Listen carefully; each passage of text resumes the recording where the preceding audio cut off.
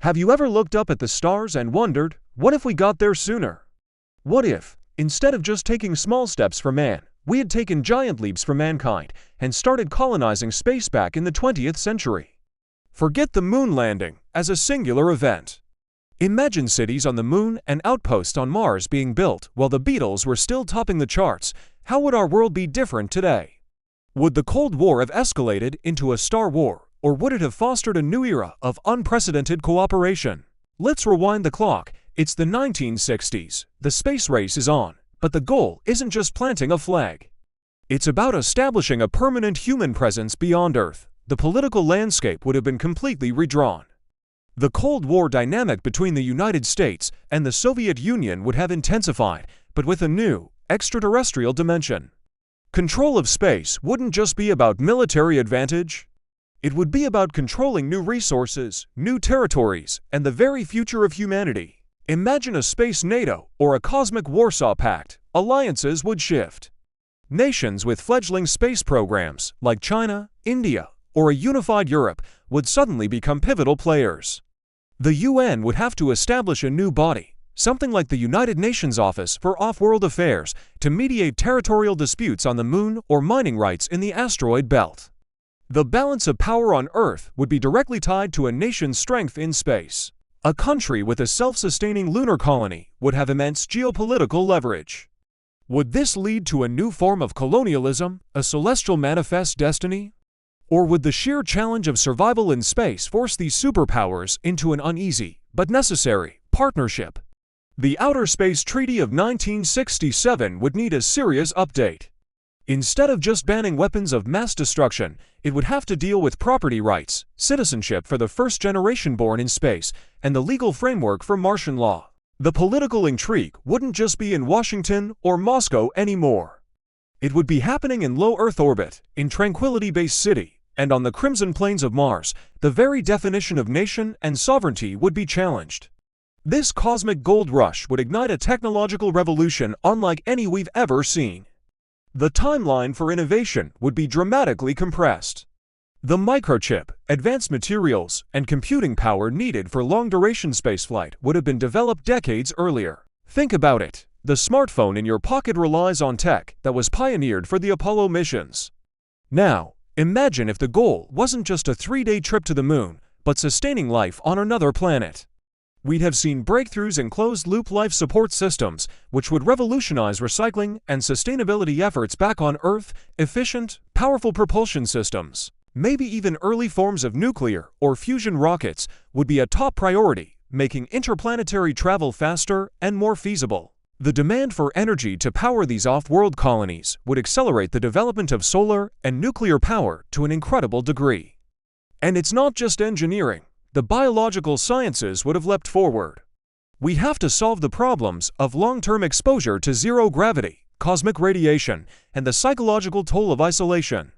This would lead to huge advances in medicine, genetics, and our understanding of the human body. Perhaps we'd have treatments for bone density loss and radiation damage that would have direct applications for patients on Earth. The search for extraterrestrial resources would also supercharge geology and astronomy. Instead of just observing asteroids, we'd be mining them. The scientific discoveries would be staggering. We might have confirmed the existence of microbial life on Mars by the 1980s. The entire scientific community would be reoriented, with astrobiology, planetary engineering, and xenogeology becoming mainstream fields of study. The internet itself might have developed differently, perhaps as a network designed to connect Earth with its interplanetary children, creating a truly solar system-wide web. But how would all of this change us, the people? The cultural impact would be profound. For one, our perspective would fundamentally shift. The overview effect, the cognitive shift reported by astronauts seeing Earth from space, would become a shared cultural experience. Seeing our planet as a fragile, blue marble might have fostered a stronger global environmental movement much earlier. The art, music, and literature of the late 20th century would be filled with themes of space, exploration, and the human diaspora. Imagine David Bowie's Space Oddity, not as a fantasy, but as a reflection of a real job someone's father or sister might have. On the other hand, a new social hierarchy could emerge. Spacers, those living and working off-world, might see themselves as a new breed of human, separate from the Earthers left behind. This could lead to social tensions and a new civil rights movement. What rights does a person born on Mars have? Are they a citizen of their parents' country, or are they the first true Martian? Daily life would change, too. News reports wouldn't just be from foreign capitals, but from lunar domes and orbital stations. Kids might dream of becoming asteroid miners instead of firefighters. The economy would have a whole new sector built around space industries, creating millions of jobs, but also potentially exacerbating inequality between spacefaring nations and those left behind.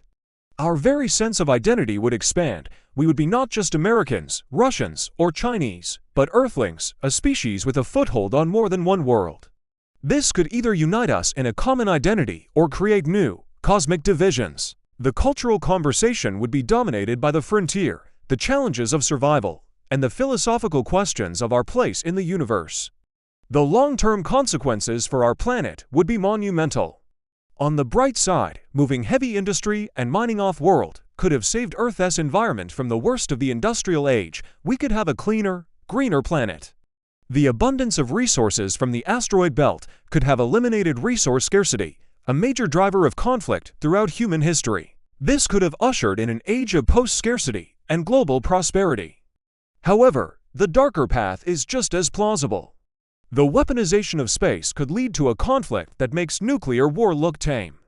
An accident or attack on a major orbital habitat could kill thousands and create a cloud of debris that makes space travel impossible for centuries, trapping us on Earth. The cost of such a massive undertaking could have also bankrupted nations, diverting funds from social programs, healthcare, and education on Earth, creating a world of gleaming spaceports alongside crumbling cities. Would the expansion into space save humanity, or would we simply export our problems, our wars, our greed, and our tribalism to the stars? The fate of humanity would be balanced on a knife's edge, with the potential for a utopian future or a dystopian one hanging in the balance. So, we're left with a fascinating alternate reality. A 20th century defined not by the Cold War's end on Earth, but by its expansion into the solar system. A world of accelerated technology, profound cultural shifts, and a humanity forever changed by its leap into the cosmic ocean. We might have solved some of our greatest problems or created even bigger ones. It forces us to ask, what does it truly mean to be human when home is no longer a single planet, but an entire solar system?